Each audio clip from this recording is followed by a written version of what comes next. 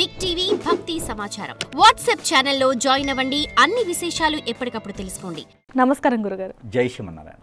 గురుగారు, మనం గత వీడియోలో చెప్పుకోవడం జరిగింది మనిషి జన్మ ఎన్ని జన్మలు ఉంటుంది ఏంటనేది. అయితే చాలామంది అంటూ ఉంటారు నా పాపం పోదు, అంటే ఆ కర్మ ఏదైతే చేస్తారో ఆ కర్మ అనేది ఈ జన్మలోనే అనుభవిస్తాడు అంటూ కొంతమంది అంటారు.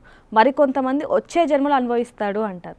అసలు ఈ రెండిటికి గల తేడా ఏంటి? అసలు దీంట్లో ఏది వాస్తవం అంటారు? ఇప్పుడు ఒకళ్ళు మిమ్మల్ని కొట్టారనుకోండి, మీరు కొట్టలేని తత్వం ఉంటుంది. పోనీలేని మీకు సాకాహారంగా ఏదో తెలియక కొట్టాడులే అనుకుంటారు. కొంతమంది కోపంతో అనుభవిస్తారు నువ్వు అంటారు. అవును. ఒకటి మనం మాట్లాడేటువంటి తీరు, మనము ఏ నక్షత్రంలో పుట్టామో అది కూడా ఒకటి పరిగణనలో తీసుకోవాలి. కొంతమంది నాలుక మీద మచ్చలు ఉంటాయి. ఈ నాలుక మీద మచ్చలు ఉన్న వాళ్ళు మాట్లాడారనుకోండి, కొన్ని నక్షత్రాలు పుట్టినవారు ఆ నాలుక మీద మచ్చలు ఉన్నవారు వాక్కు చుచ్చదే ఉంటారు, వాక్కు చుల్లి అంటారు. ఇలాంటి వారు మాట్లాడితే ఈ జన్మలోనే అనుభవిస్తాం. కొంతమంది ట్రాన్స్జెండర్స్ ఒరిజినల్స్ ఉంటారు, వారు శాపం పెట్టిన జోగినీలు. కొంతమంది గురువులు ఉంటారు, వారు శపించిన అవన్నీ కూడా ఈ జన్మలోనే ఉంటాయి. ఇక మామూలుగా సాదాసీదాటువంటి వ్యక్తులు ఈ మామూలుగా మాట్లాడారంటే అవి పెద్దగా పరిగణలో తీసుకోవాల్సిన అవసరం లేదు. ఇకపోతే మీరు అడిగిన దానికి కన్నుడు అని తీసుకోవాలి మనం. కన్నుడు మీకు ఐడియా ఉంటే కనుక కన్నుడికి 18 జన్మలు. 18 జన్మలు కన్నుడికి. కన్నుడి జన్మ అతనిది 18 జన్మల్లో సగానికి అంతరం పడిన తర్వాత 11వ జన్మకి ఎంతనిచ్చింది కన్నుడు. దాని తర్వాత కూడా ఉన్నాడు. ఇప్పుడు కలియుగంలో కూడా కన్నుడు వస్తాడు రేపు.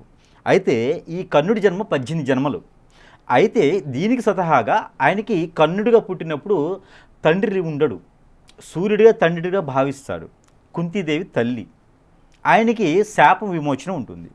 ఆ తండ్రి లేకపోవడం ఒక శాపం, అలాంటి తల్లి ఉన్నా కూడా లేదు అని చెప్పుకోవడం ఒక శాపం. అయితే ఈ రెండిటికి కాకుండా కవచకుండాలతో పుడతాడు, అది ఒక శాపం. అయితే వీటన్నిటితో పాటు కన్నుడు మరణించాలి అంటే 100 తప్పులు చేయాలి. కన్నుడు తనకి ఇన్ని బాధలతో కూడా ఇంకా జీవిస్తూనే ఉంటాడు, ఏదో సాధించేవాళ్ళలాగా. కానీ కన్నుడు చనిపోవాలి అనుకున్నా కూడా చనిపోలేడు, 100 తప్పులు అవ్వాలి.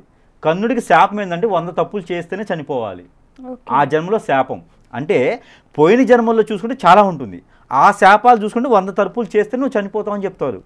అప్పటి నుంచి తప్పులు చేసుకోవడం మొదలుపెట్టాడు. అబద్ధాలు చెప్పడం, అక్కడ మాట ఇక్కడ మాట చెప్పడం, యుద్ధాన్ని క్రియేట్ చేయడం, అన్ని రకాలు చేస్తే కూడా తనకి 100వ తప్పుకి కావాలా ఆ శిక్ష అనేది అనుభవించి చనిపోతారు. అలానే మానవుడు కూడా వారు మాట్లాడే తీరు, మాట్లాడిన పద్ధతి, ఏ జన్మలోనో నువ్వు ఇప్పుడు ఒకరిని కొట్టారనుకోండి, ఏ జన్మలోనో వారు మిమ్మల్ని కొట్టడం జరిగింది, ఏ జన్మలోనో అది ఎక్కడో రాసి పెట్టుంది, అది ఇక్కడ జరిగింది. కాకపోతే మనం ఈ జన్మలోనే ఏమి చేయకుండా మనం ఈ జన్మలోనే కొట్టామనుకోండి, వారి నోట్లో 4 మచ్చమేలున్నా, వారి నోరు విధానం బాగలేకపోయినా ఆ ఒక అనుభవించేది అనేది ఈ జన్మలోనే అవుతుంది మనకి. లేకపోతే కనుక వచ్చే జన్మలో అవుతుంది. అట్లాగనే మనకి ఈ జన్మ వచ్చే జన్మకు తేడా అయితే అలా ఉంటుంది. అందుకనే అక్కడ మాట్లాడేటువంటి తీరు, చేసేటువంటి పద్ధతి ఇన్ని రకాలుగా భారించుకుంటే ఈ జన్మలు అవి కొన్ని ఉంటాయి, వచ్చే జన్మలకు రాసి పెట్టుకునేవి కొన్ని ఉంటాయి, అప్పు తెచ్చుకునేవి ఇచ్చుకునేవి అట్లా ఉంటాయి అన్నమాట. అంటే కొన్ని ఇక్కడే అవుతాయి, కొన్ని అక్కడ అవుతాయి. ఆ విధంగా ఉంటుంది మనిషి యొక్క జన్మ తప్పులు. అయితే గురుగారు, ఖచ్చితంగా కర్మ అనేది అనుభవించాల్సిందేనా? కర్మ అనుభవించక తప్పదు. ఇది మనకు భగవద్గీతలో అయితే స్పష్టంగా ఉంటుంది. ఇది మనము భగవద్గీతలో చూసుకున్నట్టయితే కనుక ఎవరి పాపానికి వాళ్లే పోతారు. కాకపోతే ఇక్కడ ఉన్నటువంటి మానవులకి ఏంటంటే ఓర్పు తక్కువ ఉంటుంది. దానివలన మనకి శిక్ష వేసేటి దేవుడు ఉన్నాడని మర్చిపోయేసి శిక్ష మనం వేస్తూ ఉంటాం. అది మన కర్మ మనమే అనుభవించుకుంటాం అనమాట. మరో జన్మలో ఆ కత్తిగానో ఆ సుత్తిగానో పుడతాం, వాటికి ప్రాణం ఉండదు, రాయిగానో పుడతాం. ఆ రాయిగా పుట్టినప్పుడు ఏంటంటే ఆ క్రషర్ రోడ్లో ఆ గ్రానైట్ రోడ్లో కొడుతూ ఉంటారనమాట. అది మనం నెప్పి పుట్టి సౌండ్ వస్తుంది చూసారా మనకి, అది ప్రాణం పోతూ ఉంటుంది అనమాట. టంగ్ టంగ్ అని సౌండ్ వస్తుంది. చెట్టు గాలి వస్తుంది, చెట్టు ఊగుతూ ఉంటుంది కదా, సౌండ్ వస్తుంది, పెళ్ళ సౌండ్ వస్తుంది, అదంతా కూడా ప్రాణం. అలా పుడతాం అంతే, తేడా ఏం లేదు.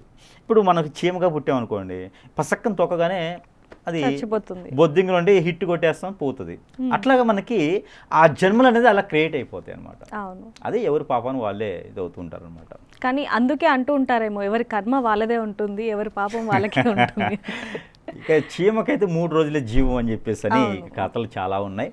ఇక ఎవరి పాపాన్ని వారే పోతారనే దానికి ఓర్పు ఎక్కువ ఉన్నవారు అంటారు, ఓర్పు తక్కువ ఉన్నవారైతే శిక్ష వీరే వేస్తారు. శిక్ష వీరే దేవుళ్ళగా వీరే శిక్ష చేస్తూ ఉంటారు.